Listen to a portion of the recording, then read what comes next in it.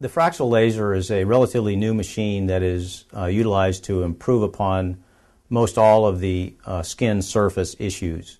When we talk about the surface of the skin, particularly of the face, we're talking about acne scars, we're talking about wrinkles or rhytids, we're talking about brown spots, various pigmentary changes, spider veins, rosacea, and things like that.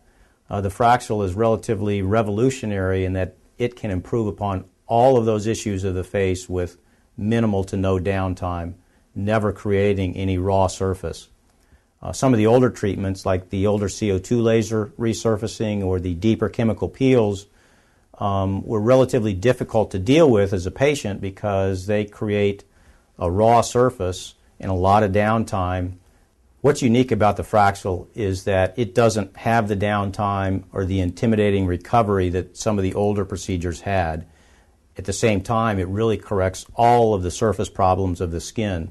The other thing that's unique about it is that we're able to treat areas off the face, such as the neck, the chest, the hands, and the forearms with the Fraxel laser, and we couldn't treat those areas with the older techniques that were creating a raw surface and healing issues. So the Fraxel laser is really a revolutionary new treatment to the skin on all parts of the body.